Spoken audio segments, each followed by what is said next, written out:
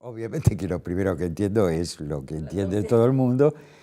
La traducción, que es un problema que siempre me ha fascinado. Yo te decía hace un rato que soy un gran admirador de los traductores porque me parece un trabajo ímprobo, un trabajo poco reconocido, mal pago, siempre están como en una posición secundaria, cuando en verdad lo que están haciendo es meterse con un problema enorme, que es el problema del cruce de lenguas, de cómo interpretar una lengua ajena, porque yo soy de los que piensan que un buen trabajo de traducción es una interpretación crítica, podríamos decir, del texto originario, y supone entonces la traducción la inmersión en una cultura ajena sin, por ello, por supuesto, poder perder la propia, en una cultura, y lo más básico de una cultura, que es la lengua. Hay, como sabemos, muchas clases diferentes de traducciones, muchas teorías. Yo no soy un conocedor del tema, pero muchas teorías de la traducción, y no es lo mismo traducir una novela que traducir poesía, que traducir ensayo, que traducir un tratado de física nuclear. Todos esos géneros convocan problemas, cuestiones, interrogantes y dilemas. El problema de la elección.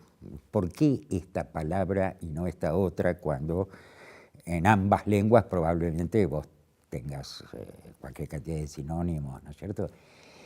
¿Cómo la pongo en el contexto del sentido de lo que se viene diciendo?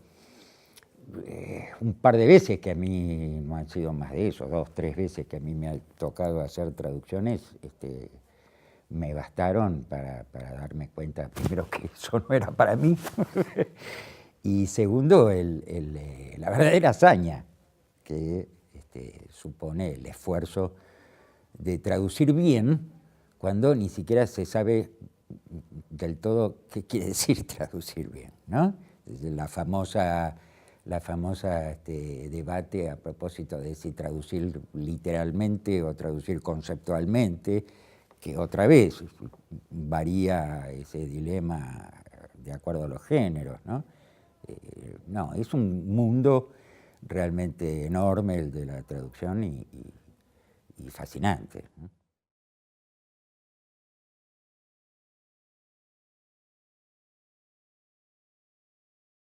Yo trabajo mucho eso, bueno, una de mis cátedras, que es literatura y cine en la Facultad de Filosofía y Letras, con la cuestión, el problema de lo que yo llamo bueno, no yo, que lo que se llama la transposición, por diferencia a la simple adaptación o ilustración de un texto, en este caso literario.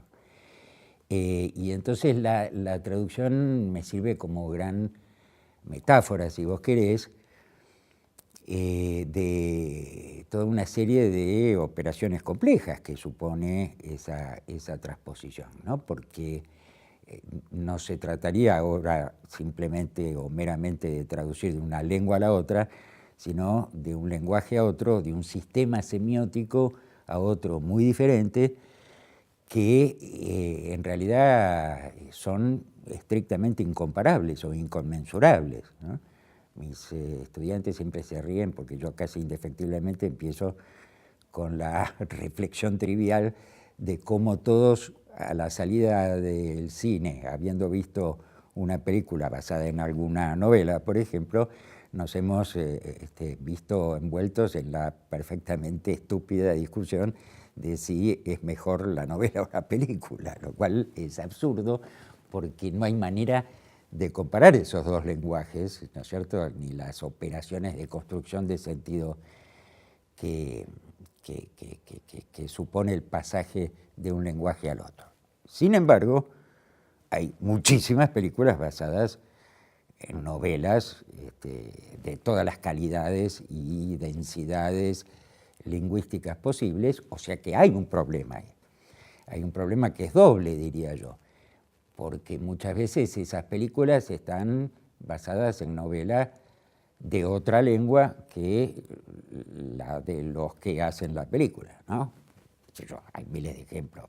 Pienso porque estuve estudiando hace poco la transposición de La muerte en Venecia de Thomas Mann por Visconti, ¿no?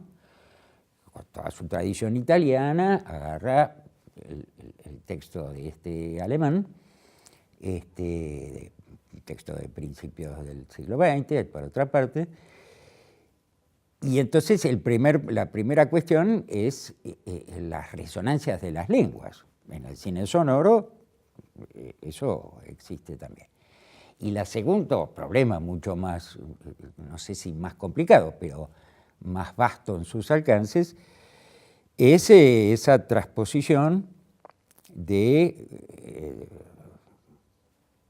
un lenguaje que se maneja con palabras a un lenguaje que tiene que incorporar las imágenes en movimiento, el sonido, la música, los ángulos de cámara, el montaje y todas las hibrideces, ¿no es cierto?, y mezcolanzas. Digo, uno podría pensar en términos de pasaje de un lenguaje relativamente puro, que solo compromete a la lengua por sí misma, a un lenguaje totalmente impuro de mezcla, de hibridez y de multiplicidad de soportes como es el del cine. Entonces eso crea problemas inéditos para cualquier otro sentido del concepto de traducción.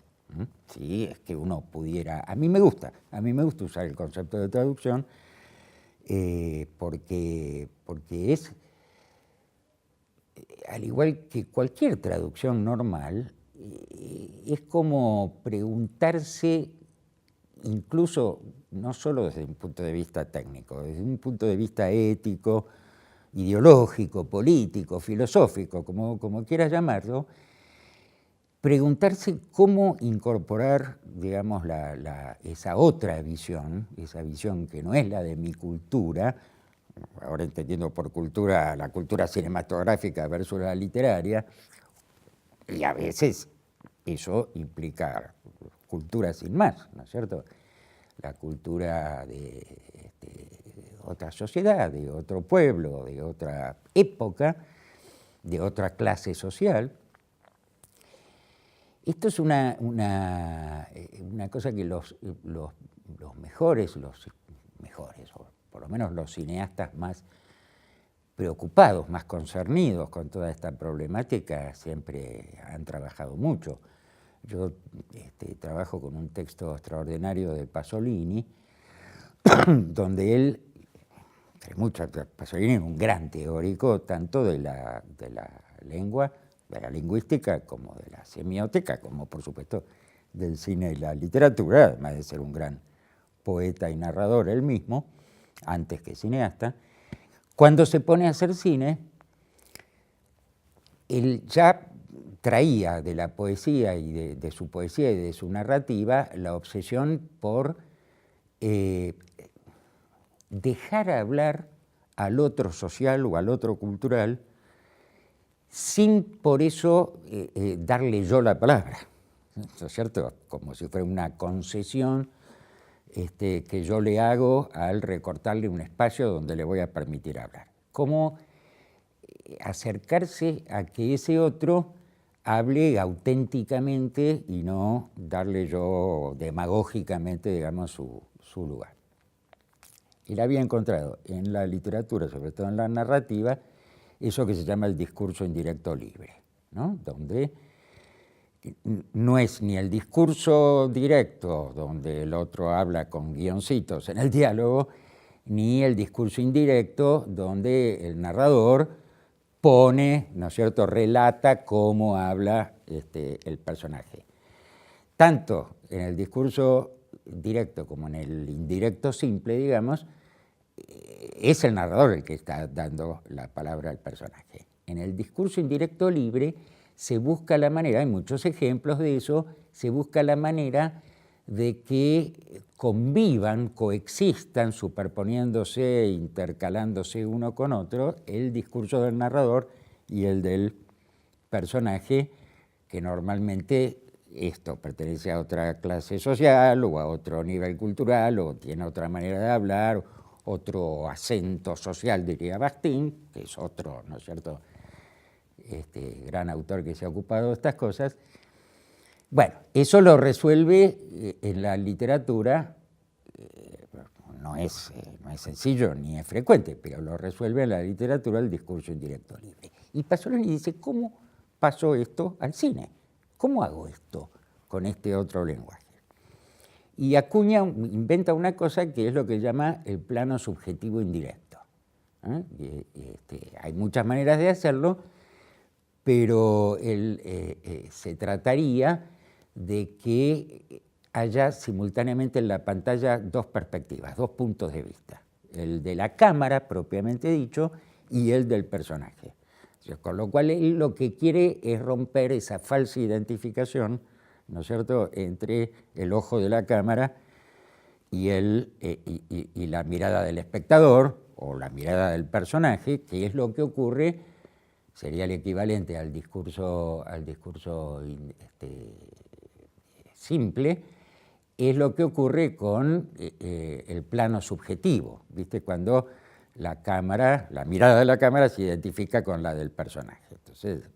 Entonces, eso exige que vos como espectador te identifiques también simultáneamente con la cámara y con el personaje. Y él quiere romper eso para dejar claramente establecido que lo que se está haciendo es una construcción artificial, artificial en el buen sentido, es una construcción estética lo que se está haciendo y no es la mirada natural de nadie.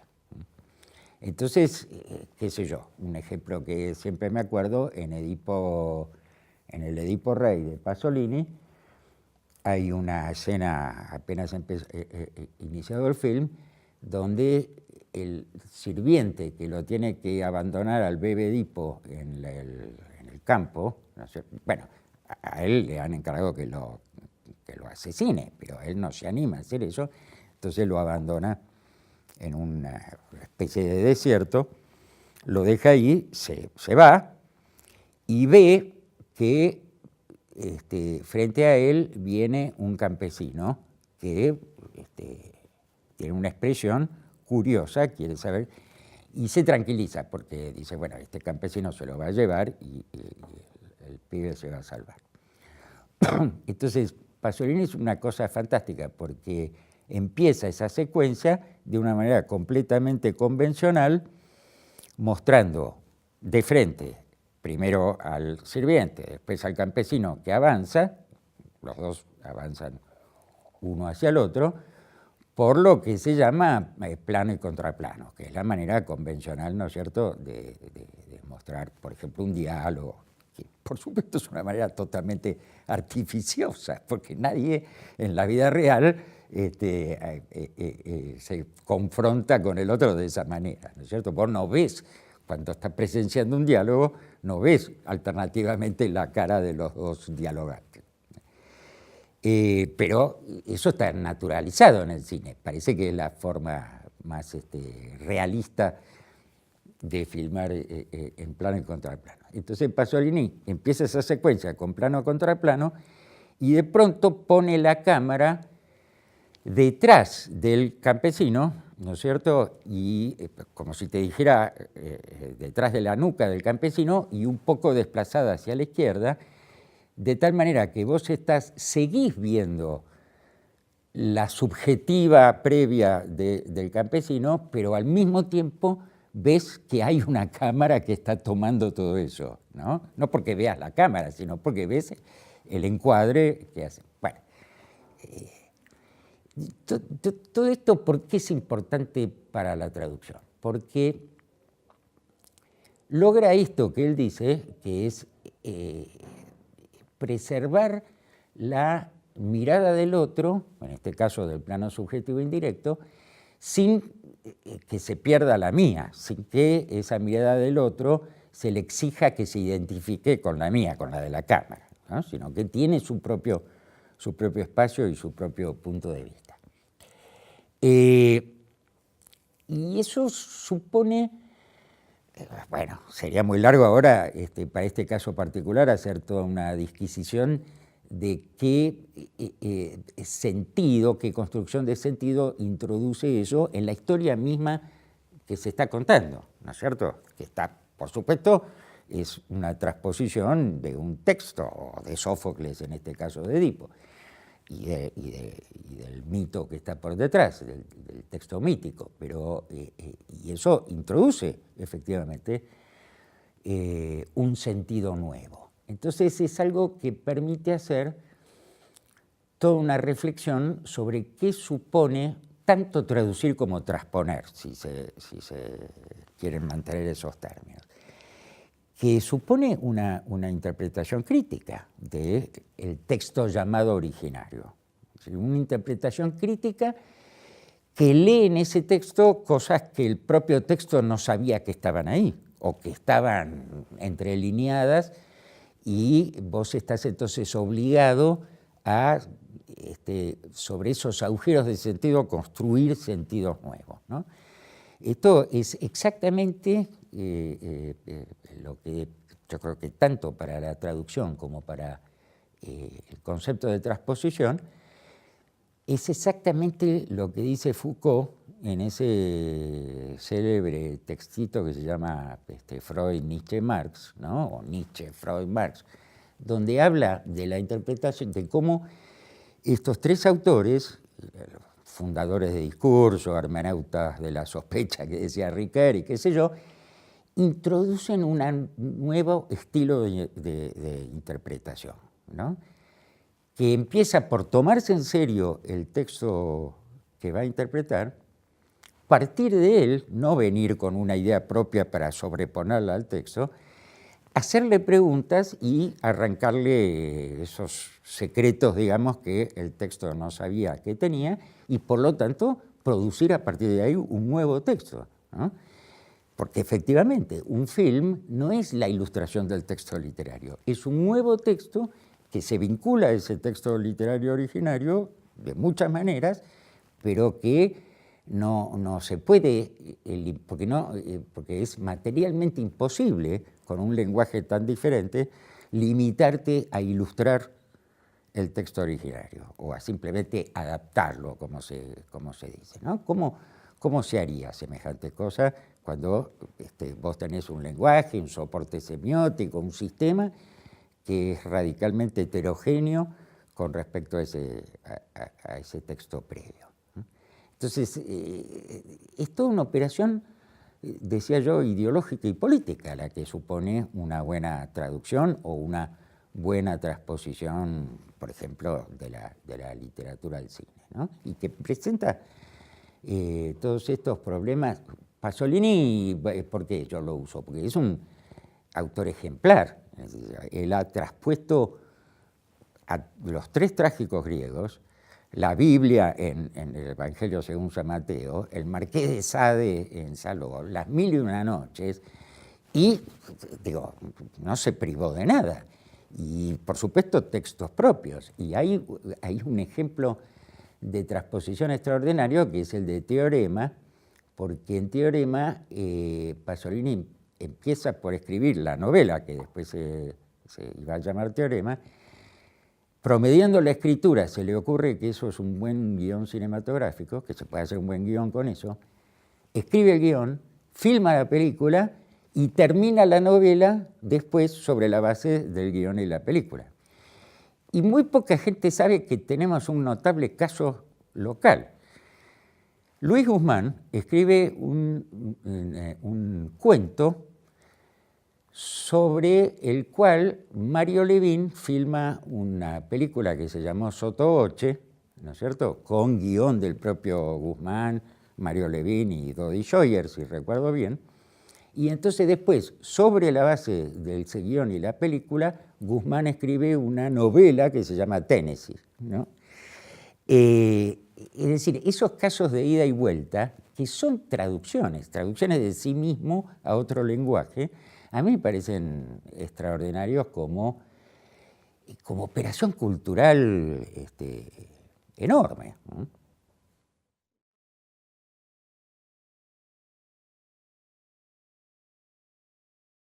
Sí, mira, yo la podría pensar, bueno, porque lo hace además el propio Pasolini. Hay un extraordinario antropólogo italiano que se llama Ernesto de Martino, que se le presentan todos estos problemas doblemente. Pasolini lo cita en algún momento, porque él, como antropólogo de los años 50, 60, estudia culturas ajenas. Ahora, él no sale de Italia, sí hizo otras cosas, pero digamos, todas sus principales investigaciones de campo y los libros teóricos que a partir de eso escribió están hechos en el sur de Italia, ¿no? Él descubre, por ejemplo, en el sur de Italia, en la zona de Apulia, un síndrome, una enfermedad que se llama el tarantismo. Esa zona se llama Taranto, que tiene que ver con la picadura de una araña, que es la tarántula, que es también de ahí, ¿no? Y entonces hay todo un ritual extraordinario que se hace para curar la picadura, que no es tal picadura, es una cosa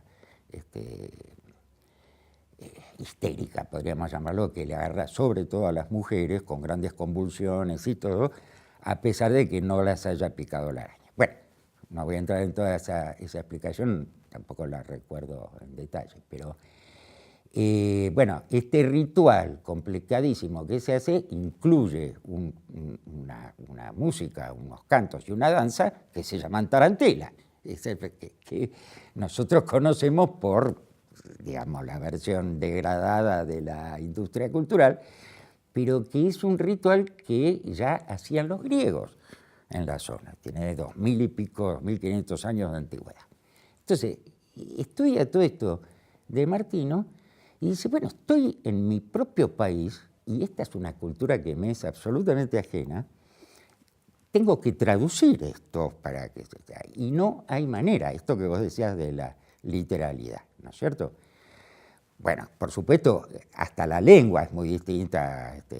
Martino, discípulo de Gramsci en su momento, viene de Turín o de no sé dónde, hasta la lengua es muy distinta ahí en el sur de Italia, ni hablemos de las tradiciones culturales y las formas simbólicas, pero se supone que es el mismo país. Entonces de Martino acuña un concepto que yo pienso que se puede usar para lo de la traducción y la transposición, que es el de etnocentrismo crítico. Es decir, el hacerse cargo que cuando uno aborda la lengua o la cultura ajena, lo hace en función de la propia, indefectiblemente. Que cuando uno intenta hablar de la cultura ajena o de la lengua ajena, está reforzando la propia y hablando de la propia. Entonces, no se trata de hacerse la falsa ilusión ideológica de que esa diferencia se puede eliminar, sino de asumirla como un instrumento de trabajo y como perspectiva, instalarse, digamos, en ese conflicto irresoluble entre las dos culturas y las dos lenguas, ¿no? Y traducir es hacer etnocentrismo crítico. Uno tiene que traducir en la traducción simple, ni hablemos ya de la transposición de la que hablábamos antes. Uno tiene que estar todo el tiempo pensando la lengua ajena en la propia, y es el plano subjetivo indirecto, digamos, que dice Pasolini, ¿no? Que está simultáneamente dos perspectivas puestas en juego al mismo tiempo.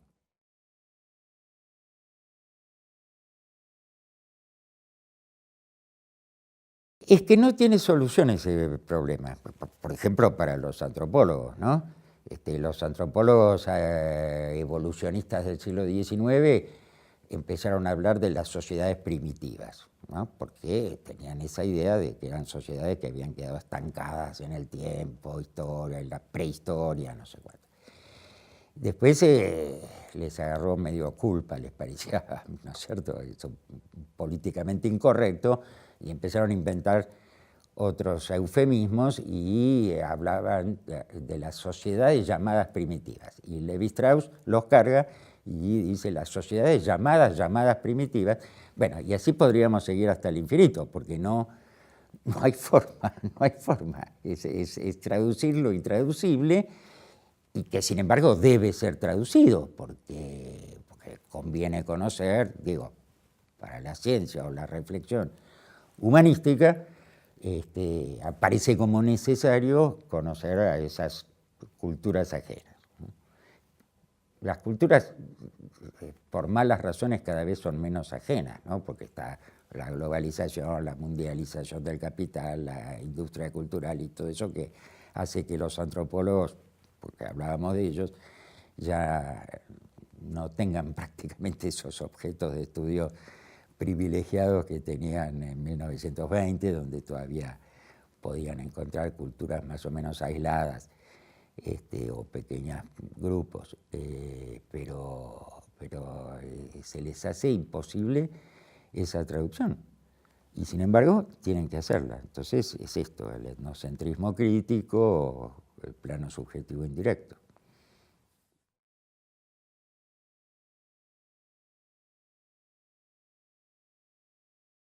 Claro, eso es lo del discurso indirecto libre que Pasolini, sin que yo sepa haber leído nunca Bakhtin, es muy interesante porque aborda la misma problemática, ¿no? Que es cómo dar cuenta de eso que Bakhtin llama la polifonía, la heteroglosia, ¿no? Más técnicamente dicho, es decir, la multiplicidad de diferencias generalmente en conflicto de lo que llaman los acentos sociales, ¿no? Porque en realidad en toda cultura una de las marcas quizás menos visibles pero más fuertes de lo que se podría llamar la ideología dominante, la hegemonía cultural o lo que sea, es la eliminación de la vista, el borramiento de esas polifonías, de esas heteroglosias, ¿no? Es decir, la construcción de un falso efecto de homogeneidad en la lengua, en la cultura, en el arte, es decir, los estilos, lo que se suele llamar los estilos, ¿no? Los estilos culturales que decía otro gran antropólogo, Kreber, que hay estilos dominantes que lo que están ocultando es que no hay tal estilo, sino que lo que hay es un conglomerado de diferencias, simplemente que una de esas diferencias, por razones históricas complejas, se transforma en la más visible o la más la dominante y oculta las polifonías y las heteroglosias estas que dice Bakhtin. Entonces, la traducción, entendida en este sentido amplio que estamos hablando acá, es también una operación política en ese sentido, porque cuando se hace bien, desoculta precisamente esas diferencias y revela los límites de la propia traducción. Una buena traducción también debería ser, supongo, la que se hace consciente de sus propios límites frente a esta imposibilidad de la literalidad que vos decías, ¿no?